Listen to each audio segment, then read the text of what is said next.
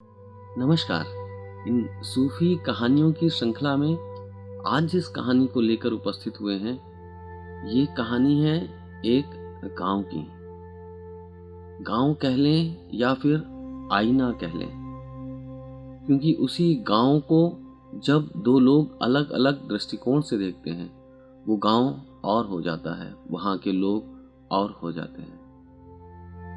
तो कहानी यूं है कि एक बार एक व्यक्ति अपने पुराने गांव को छोड़कर किसी नई जगह काम धंधे की तलाश में जा रहा होता है।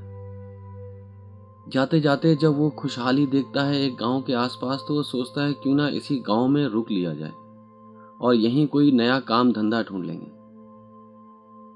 तो अभी वो मन बना ही रहा होता है, पशोपेश में होता है कि यहाँ रुकूं या थोड़ा और आगे बढ़ूं, किसी और नए गांव को तलाशूं। तब तक उसकी निगाह पड़ती है एक सूफी फकीर के ऊपर, जो वहीं चौराहे के किनारे एक छोटी सी झोपड़ी में रह रहा है।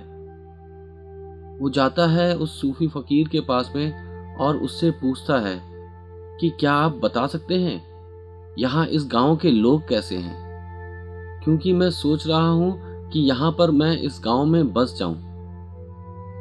तो वो सूफी फकीर कहता है कि यहाँ बसने की बात तो बाद में करेंगे, पहले ये बताओ जहां से तुम आ रहे हो वहां के लोग कैसे थे, वहां लोग तुम्हारे साथ में कैसा व्यवहार करते थे, तुम्हारा व्यवहार उनके साथ कैसा था। तो वो यात्री थोड़ा सकुचाता है और कहता है कि वहां के लोग तो बड़े अभद्र थे, दुष्ट थे, शंकालु, ईर्ष्यालु,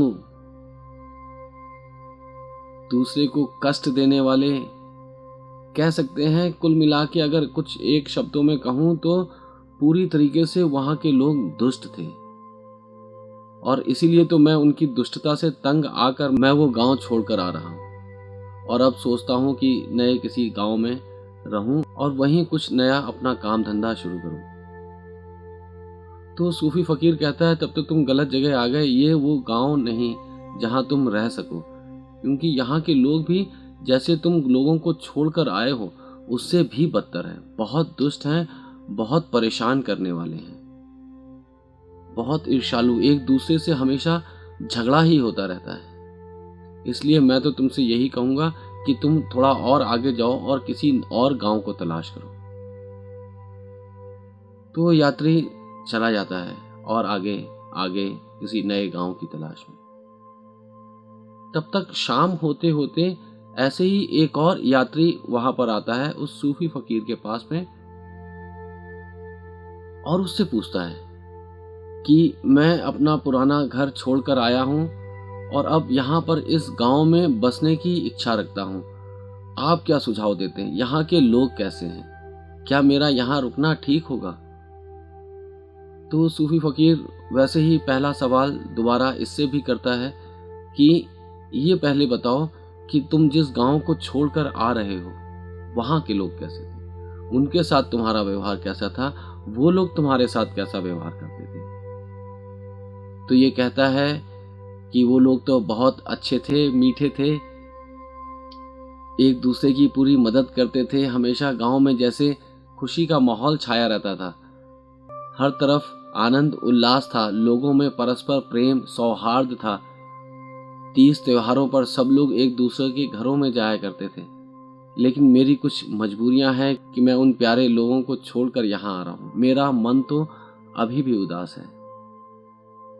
तो सूफी फकीर कहता है कि तुम बिल्कुल सही जगह आए, यही वो गांव है जहाँ उस गांव से भी प्यारे लोग रहते हैं और मुझे पूरी उम्मीद है कि तुम्हारा यहाँ काम धंधा चल पड़ेगा, लोग तुम्हारी मदद करेंगे और तुमको यहाँ रह के अच्छा लगेगा।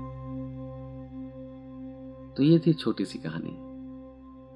तो देखते हैं कैसे उस सूफी फकीर ने उसी गांव के लिए दो अलग अलग लोगों को अलग अलग निष्कर्ष दिए, अलग अलग राय दी, अलग अलग विचार दिए, क्योंकि उस सूफी फकीर को पता है कि जैसी आपकी मना स्थिति है, जैसा आपका व्यवहार है, वही आप चारों तरफ दिखेंगे। आपके मन में जो जो भाव सबसे ज्यादा प्रभावी हैं, आप उन्हीं भावों के इर्द गिर्द अपने सारी विचारधारा को आरोपित करते हैं और फिर वही बाहर आपको अन्य लोगों में परिलक्षित होते हैं। वही परछाई जो आपकी है आप लोगों में देखते हैं। अगर आप सहृदय हैं, मिलनसार हैं, लोगों से प्रेम करते हैं, लोगों के सुख दुख में उनके काम आते हैं, तो आप पाएंगे कि आपकी दुनिया के लोग भी वैसे ही हैं। और वहीं अगर आप दुष्ट हैं या अपने आप को बहुत ज़्यादा चालाक समझते हैं, चतुर समझते हैं, तो आप पाएंगे आपकी दुनिया में जिससे भी आप मिल रहे हैं वो भी चतुर है, वो भी चालाक है, वो भी हर समय ठगने को, हर समय दूसरे मनुष्य को इस्तेमाल करने के लिए तैयार बैठा है। तो आपकी मुलाकात हकीकत में आप जैसे लोगों से ही होती है। तो अगर तो आप अच्छे लोगों से मिलना चाहते हैं तो थोड़ा अपने गिरेबान में झांक के देखें कि आप कितने अच्छे हैं। और जो लोग आपको मिल रहे हैं आप पाएंगे वो हूबहू आप जैसे हैं। और वो लोग आप जैसे नहीं हैं। आपकी धारणा जो आप दूसरों पर आरोपित कर रहे हैं, आपका दृष्टिकोण वही सीमित हो गया है। अब आप दुनिया को जब भी देखते हैं आप अपने उसी दृष्टिकोण से देखते हैं। जिस रंग का चश्मा लगाते हैं उसी रंग की दुनिया दिखने लगती है। कसूर दुनिया का नहीं होता, हमारे चश्मे का भेद होता है। और अगर हम सारे चश्मे हटा दें तो सोचें ये दुनिया कितनी खूबसूरत होगी। लेकिन फिर भी अगर हम अपनी मान्यताओं के हिसाब से, अपने विश्वास के हिसाब से, अपने पूर्वाग्रहों के हिसाब से भी दुनिया को देखना चाहते हैं तो कम से कम ऐसा देखें जिससे सुख मिले, संतोष मिले, आनंद मिले, हमारे प्रेम में वृद्धि हो। ऐसा ना हो कि हम देखें दुनिया को और दुनिया हमें काटती हुई सी लगे, हमारी शत्रु लगे। जिसको भी देखें वही हमें नुकसान पहुंचाता हुआ दिखे, हमारा इस्तेमाल करता हुआ दिखे। ऐसा ना देखें, अपने इस दृष्टिकोण को बदलें। और अगर गौर करेंगे तो ये दृष्टिकोण आपका खुद का होता है, हमारा अपना होता है। और जैसा हमारा दृष्टिकोण होता है, जैसा हमारा स्वभाव होता है, वैसा ही हमारा दृष्टिकोण बन जाता है। तो और गहरे उतरे तो हम पाएंगे कि हमारा स्वभाव ठीक वैसा ही है जैसा दुनिया में लोग हमें मिल रहे हैं। तो लोग वैसे हैं नहीं जैसी हम व्याख्या कर रहे हैं।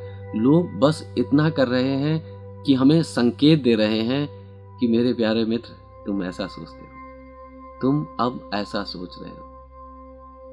सिर्फ वो आईनों का काम करते हैं और हमें बताते रहते हैं कि हमारी मनः स्थिति कैसी है, हमारे भाव कैसे हैं, हम कैसे मानसिक जगत में रह रहे हैं और उस जगत में फूल खिल रहे हैं या फिर कांटे उग रहे हैं। तो देखें झांक कर अपने आंगन में, वहां पर फूल खिल रहे हैं या कांटे अपना साम्राज्य बढ़ा रहे हैं। अगर कांटे ही कांटे नजर आए तो बहुत जरूरत हो जाती है अपने ऊपर कुछ प्रयोग कर लेने की, कुछ प्रत्याहार कर लेने की, अपने मूल रूप में, अपनी जड़ों से वापस जुड़ जाने की।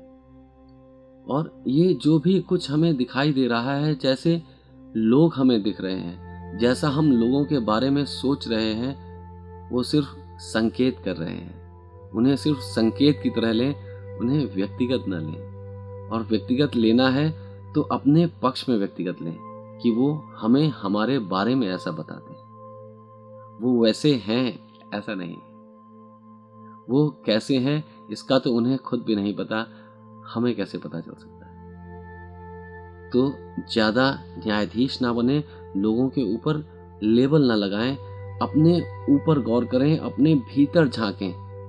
और अगर आपके अंदर मिठास है तो बाहर भी लोग आपको मीठे मिलेंगे। आप अपने प्रति अगर सौहार्दपूर्ण हैं तो आप पाएंगे पूरा संसार आपके साथ सौहार्दपूर्ण होगा। प्रेम बांटेंगे, प्रेम मिलेगा। संसार को हम जो भी देंगे वही हमें वापस लौटाता रहेगा। एस धम्मो सनातनो। तो इसी नियम के आधार पर अपने आप को जांचें और देखें कि हम कहाँ पर हैं। संसार हमारे लिए कितना प्रेमपूर्ण है, कितना मित्रतापूर्ण है, कितना हितैषी है। तो इससे हमें अपना अंदाजा हो जाएगा कि आखिर हम किस स्थिति में हैं।